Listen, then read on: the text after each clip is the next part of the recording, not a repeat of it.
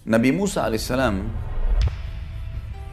satu hari waktu di Tursina, di bukit Tursina, beliau sambil menunggu selama 40 hari kitab Taurat turun. Ada beberapa kejadian-kejadian besar di situ. Di antaranya Musa alaihissalam pernah meminta agar di hari ke-37 menunggu di Tursina agar Allah memperlihatkan dirinya. Lalu Allah subhanahu wa ta'ala menyuruh Musa melihat gunung-gunung yang ada di sekitarnya.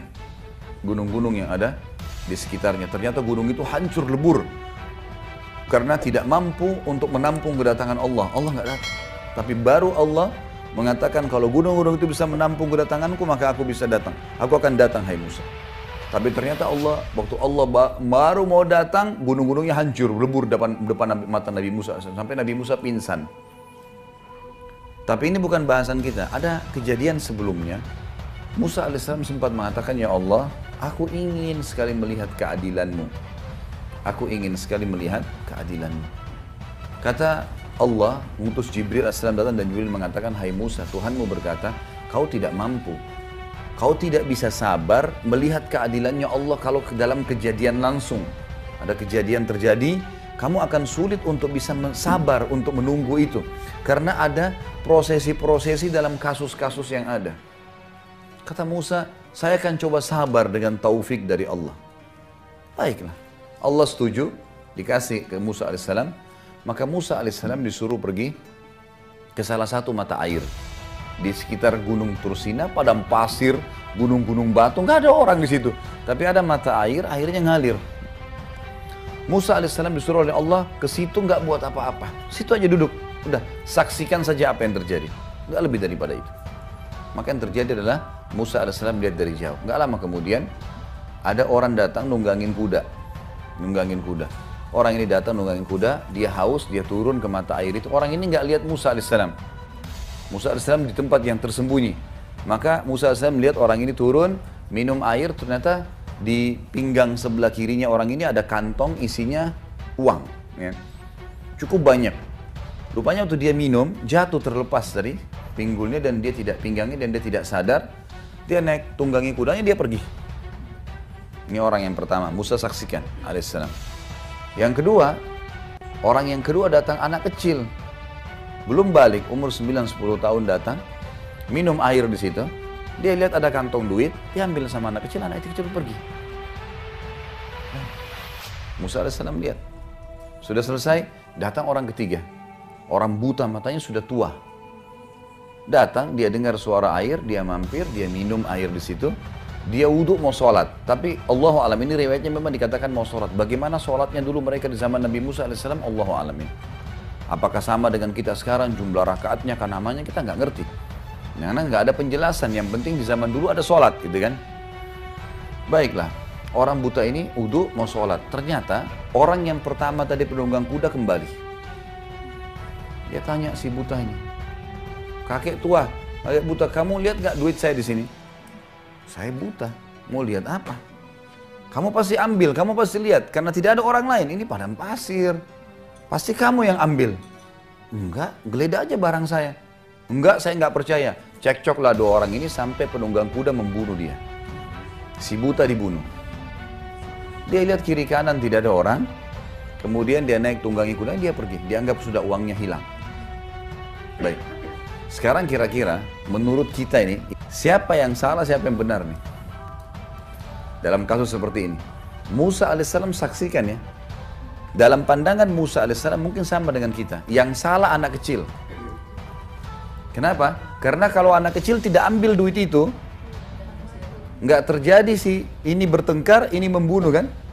Benar nggak? Baik. Itu yang dilihat oleh Musa alaihissalam. Kalau kita juga di situ mungkin kita akan lakukan hal yang sama. Karena anak kecil tadi sumber masalah nih. Coba dia minum, dia biarin duit itu, orang ini kembali, diambil duitnya, dia pergi, nggak dibunuh si buta. Kan gitu. Tapi subhanallah, Musa alaihissalam tidak sabar nih. Kok ini ribut, ini bunuh, ini pergi, selesai. Anak kecil itu enak saja main pergi. Datang Jibril, dia mengatakan, Musa mengatakan, ya Allah, saya nggak bisa sabar. Turun, Jibril alaihissalam mengatakan, hai Musa, Tuhan mau mengirimkan salam padamu dan mengatakan, memang kamu tidak bisa sabar. Kau tidak akan sabar. Kalau mau melihat, mau menilai keadilan Allah sulit. Baiklah, Tapi ceritanya seperti ini, hai Musa, diceritakanlah. Yang benar dari 3 orang itu, si anak kecil. Justru yang dianggap Musa salah, itu yang benar. Gimana ceritanya, kata Musa alaihissalam? Kata Jibril alaihissalam, kita bicara sekarang tentang ayahnya si anak. Anak ini kecil ini rupanya punya ayah. Ayahnya mati dibunuh oleh orang.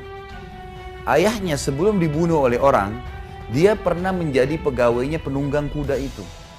Dan penunggang kuda itu pernah tidak memberikan gaji ayahnya si anak.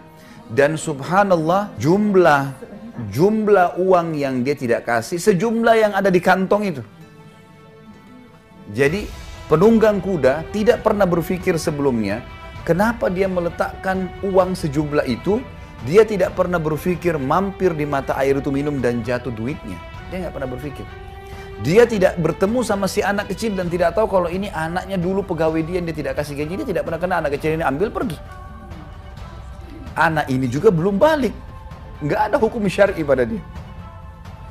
Maka kata Jibril alaihissalam, karena ayahnya si anak itu terzalimi oleh si penunggang kuda, maka Allah dengan keadilannya memberikan haknya orang yang terbunuh, ya si ayahnya si anak ini, kepada ahli warisnya. Walaupun sudah mati kembali kepada dia. Kata Musa alaihissalam, lalu bagaimana dengan orang tua yang buta? Kata Jibril alaihissalam, ayahnya si anak ini sebelum meninggal dibunuh orang dan yang membunuh si buta itu. Sekarang lihat bagaimana keadilannya Allah. Ayah si fulan yang tadinya dia dizalimi, ayahnya si anak, Allah kembalikan haknya kepada ahli warisnya dari orang yang menzaliminya, dan orang yang membunuhnya dibunuh oleh orang zalim. Langsung Musa alaihissalam mengatakan, luar biasa keadilan Allah. Gimana kita manusia, ini baru satu kasus ya, berapa banyak kasus di muka bumi ini. Kasusnya manusia beda, kasusnya jin beda, kasusnya hewan beda, yang sampai pada hari kiamat, kata Ibnu Katsir rahimahullah, menukil sebuah riwayat, Allah dengan kemahaadilannya nanti hari kiamat akan menghakimi domba yang bertanduk kenapa menanduk hewan yang tidak bertanduk. Hewan Allah adili nanti dengan keadilannya. Apa yang kita bisa ambil dari kisah ini? Kalau semua kita di bawah pengawasan Allah sang pencipta, jangan bermain api. Allah tahu. Jangan pikir kita ini hebat, bisa mengatur tipu daya. Allah subhanahu wa ta'ala mengatakan dalam Al-Quran, A'udzubillahi minasyaitonirrajim, innahum yakiduna kaida wa akidu kaida. Orang-orang kafir, orang bodoh ini yang banyak berbuat segala macam penipuan dan seterusnya, mereka mengatur tipu daya. Kata Allah, dan aku mengatur tipu daya. Allah punya cara. Bukankah seseorang mungkin di antara yang hadir sini mungkin pernah mengalami, kita pernah menyembunyikan sesuatu. Allah bongkar dengan caranya dan kita begini, kok bisa ya? Jangan berpikir, oh saya bisa rahasiakan. Allah punya cara. Ada cara dibongkar dengan caranya Allah SWT.